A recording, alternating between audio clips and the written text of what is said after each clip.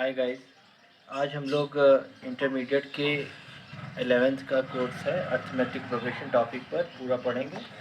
तो आज हम लोग अर्थमेटिक प्रोग्रेशन को शुरू कर रहे हैं कि अर्थमेटिक प्रोग्रेशन होता क्या है, अर्थमेटिक प्रोग्रेशन का फॉर्मूला क्या होता है, उसका न्यूमेरिकल क्या होता है, ये सारी चीज़ें पर।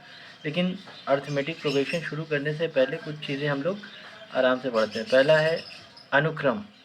अर्थमेटिक प्रोग्रेशन को पढ़ने से पहले इन दो तीन चीज़ के बारे में जानना ज़रूरी होता है। तो उसको पढ़ने के लिए हम लोग पहले अनुक्रम के बारे में जानते हैं। अनुक्रम को अंग्रेज़ी में बोलते हैं सीक्वेंस। सीक्वेंस होता क्या है?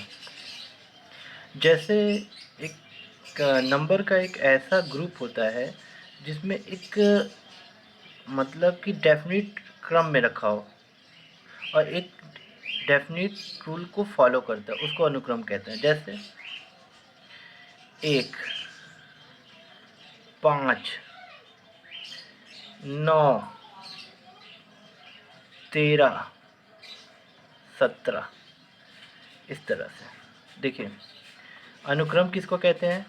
जो नंबरों का एक सेट हो और एक क्रम में रखा हो लगातार और एक रूल को फॉलो करता हो। जैसे हम लोग इसको ये देखिए, एक लगातार रखा हुआ है, ठीक, और एक रूल को फॉलो कर रहा है। जैसे 1 में 4 जोड़ेंगे तो 5 आएगा, 5 में 4 जोड़ेंगे तो 9 आएगा, 9 में 4 जोड़ेंगे तो 13 आएगा, 13 में 4 जोड़ेंगे 17 आएगा, 17 में 4 जोड़ेंगे 21 आएगा, 21 में 4 जोड़ेंगे 25 आएगा, 25 में 4 जोड़ेंगे 27 आएगा। इसी तरीके से 2, 4, 8, 16, 32, इस तरह से। देखिए, 2 का गुणा 2 में करेंगे 4 आ जाएगा, 4 का गुणा 2 में करेंगे 8 आ जाएगा, 8 का गुणा करें 2 में करेंगे 16 आएगा, 16 का गुणा करेंगे 2 में 32 आएगा।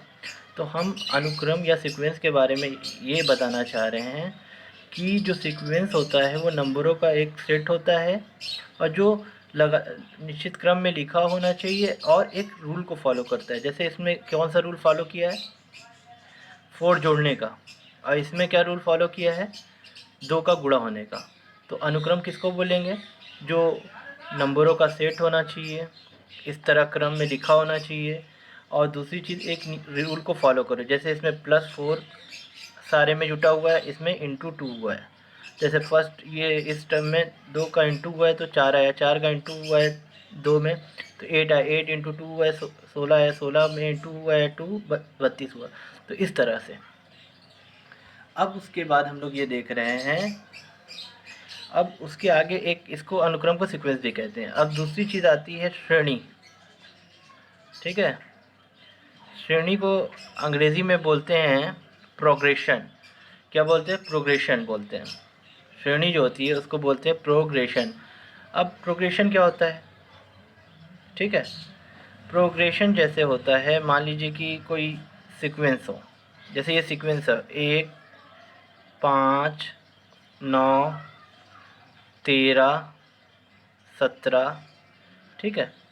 1, 5, 13, 17, यहाँ पे 9 हो जाएगा, सॉरी। अब जैसे ये लिखा हुआ 1, 5, 9, 13, 17। अब हम ये देख रहे हैं कि ये पहले तो ये देखना पड़ेगा श्रेणी बनने के लिए क्या होना पड़ेगा, उसको अनुक्रम होना पड़ेगा। तो श्रेणी बनने के लिए अनुक्रम होगा, तो देखिए अनुक्रम होना चाहिए। तो 1 में 4 जोड़े 5 आया, 5 में 9 हुआ, फिर 13 में 9 में 4 जोड़े 13 हुआ, 13 में 4 जोड़े 17 हुआ। अब श्रेणी कब बनती है? जब इसी को हम लोग प्लस या माइनस के साइन के साथ लिखते हैं। जैसे इस अनुक्रम को अगर हम प्लस के साथ लिख दें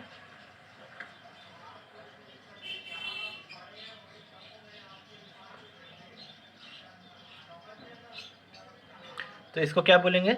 श्रेणी। तो अनुक्रम क्या होता है? अनुक्रम क्या होता है कि एक क्रम होगा जिसमें हम लोग एक रूल के हिसाब से एक नंबर को लिखते रहेंगे। जैसे देखिए, ये 1, 5, 9, 13, 17 4 जोड़े सब आया, इसमें 2 का गुणा किए। उसी तरीके से श्रेणी बनाने के लिए हमें एक अनुक्रम में प्लस या माइनस साइन का यूज़ करना पड़ेगा। जैसे देखिए, इसमें ये है 2, 4, 6, 8, ऐसे करके ये अनुक्रम है, सीक्वेंस है। देखिए, 2 में 2 जोड़े 4 आया, 4 में 2 जोड़े 6 आया, 6 में 2 जोड़े 8। अगर इसी को सीक्वेंस बनाना, प्रोग्रेशन बनाना है या श्रेणी बनाना है, तो इसको हम क्या करेंगे, 2 साइन के साथ लिखेंगे, 2 + 4 + 6 + 4 + 8, इस तरह से लिखेंगे तो ये हो जाएगी श्रेणी। अब इसमें हम लोग इस श्रेणी में हम लोग को टर्म खोजना पड़ेगा। जैसे देखिए 2 हमारा जो होगा फर्स्ट टर्म होगा, T1 को ये फर्स्ट टर्म 2 हो जाएगा, सेकंड टर्म हमारा क्या हो जाएगा 4 हो जाएगा, थर्ड टर्म क्या हो जाएगा 6 हो जाएगा, और फोर्थ टर्म हमारा क्या हो जाएगा 8 हो जाएगा। इसी तरीके से T5 कितना हो जाएगा 10 हो जाएगा। इसमें भी हम लोग देख लेते हैं, हमारा फर्स्ट टर्म क्या हो जाएगा 1, सेकंड टर्म कितना हो जाएगा 5, थर्ड टर्म क्या हो जाएगा 9, फोर्थ टर्म कितना हो जाएगा 13, फिफ्थ टर्म कितना हो जाएगा 17। ठीक, इसमें भी देख लेते हैं, first term 1, second term 5, third term 9, fourth term 13, fifth term 17। इसमें first term 2, second term 4, third term 8, fourth term 16 और फिफ्थ टर्म 32। अब उसके बाद हम लोग चल रहे हैं, आगे पढ़ते हैं। अब इतनी बातें हम लोग समझ गए, अब हम लोग अर्थमेटिक प्रोग्रेशन के बारे में पढ़ेंगे कि अर्थमेटिक प्रोग्रेशन क्या होता है।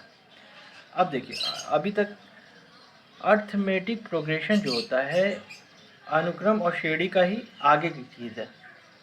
तो इसमें क्या होता है कि संख्याओं का ऐसा सीक्वेंस जिसमें प्रत्येक टर्म जो है वो आगे वाले से एक डेफिनेट नंबर के साथ जोड़ा या घटाया जाता है। जैसे फिर से सुन लीजिए, संख्या नंबरों का एक ऐसा सीक्वेंस होता है जिसका आगे वाला टर्म पीछे वाले टर्म से डेफिनेट नंबर के साथ जोड़ा अथवा घटाया जाता है, जैसे उसे समांतर श्रेणी कहते हैं। ठीक है, अब इस चीज़ को हम लोग समझते हैं। पहले एक है, 4 है, ठीक, उसके बाद 7 है और उसके बाद 10 है। फॉर एग्जांपल ऐसे है। अब देखिए ये टर्म, इसमें क्या है, 1 में 3 जोड़े हैं तो 4 आया, 4 में 3 जोड़े हैं तो 7 आया, 7 में 3 जोड़े हैं 10 आया। ठीक है, उसी तरीके से A है, A + D है, A + 2D है, A + 3D है। इसी तरीके से आगे तो देखिए इसमें हम लोग क्या जोड़े हैं 3 जोड़े तो 4 आया, 4 में 3 जोड़े तो 7 आया, 7 में 3 जोड़े तो 10 आया। उसी तरीके इस अनुक्रम में A में D जोड़े तो A + D आया, A + D में D जोड़े तो A + 2D आया, A + 2D में D जोड़े तो A + 3D आया। तो इसी चीज़ को हम लोग क्या बोलेंगे, जिसमें क्या हो कि संख्याओं का ऐसा सीक्वेंस जिसके प्रत्येक पद अपने पहले वाले पद से एक निश्चित संख्या जोड़ा अथवा घटाया जाए। घटाने वाला हम लोग देखेंगे समांतर श्रेणी कहलाता है। ठीक है, और जो ये कॉमन होता है, जैसे 4 में से 3 1 में 3 जोड़े तो कितना आया 3, 4 में 7 जोड़े 3 और 7 में 10 जोड़े 3, तो 3 ही जोड़ेंगे तभी 10 होगा। तो ये जो कॉमन आ रहा है सब में, उसको बोलते हैं हम लोग कॉमन डिफरेंस या सावांतर या पदांतर। क्या बोलेंगे, इसमें जो 1 में 3 जोड़े तो 4 आया, 4 में 3 जोड़े तो 7 आया, जो 3 होगा कॉमन जो है, इसको हम लोग क्या बोलते हैं सर्वांतर हिंदी में बोलते हैं, और इंग्लिश में बोलते हैं कॉमन डिफरेंस। ठीक है, और इसमें A + D में D कॉमन डिफरेंस है, इसमें D जोड़ेंगे तभी आएगा A + D, इसमें D जोड़ेंगे तो D A + 2D आएगा, A + 3D। तो इसका मतलब कॉमन डिफरेंस किसको बोलते हैं, जो सब में सेम हो उसको कॉमन डिफरेंस कहते हैं। ठीक है, अब कॉमन डिफरेंस निकालने का एक हम लोग फार्मूला देख लें। कॉमन डिफरेंस को निकालने का जो तरीका होता है वो, उसको हम लोग स्मॉल d से डिनोट करते हैं। ठीक है, और ये निकालने का तरीका क्या होता है, एक आसान सा तरीका हम बताते हैं। T2 - T1, T3 - T2 T4 minus T3। अब जैसे देखिए, अगर इस वाले सीरीज़ को ले लें तो 4 में से 1 जाएगा तो 7 में से 4 जाएगा तो 10 में से 7 जाएगा तो बताइए क्या हो जाएगा? 3 हो गया, ये भी 3 हो जाएगा, ये भी 3 हो जाएगा। तो इसका मतलब ये इसका कॉमन डिफरेंस कितना है? 3 3। तो इसका मतलब ये सीरीज़ कैसी हो गई? समांतर श्रेणी। तो आज हम लोग इतने ही पढ़ते हैं। आगे वाले वीडियो में हम लोग इसके जनरल टर्म्स के बारे में पढ़ेंगे और आगे की चीज़ों के बारे में पढ़ेंगे। ठीक है, अगर आपको ये वीडियो अच्छी लगे तो लाइक करें, सब्सक्राइब करें और शेयर करें। Thank you.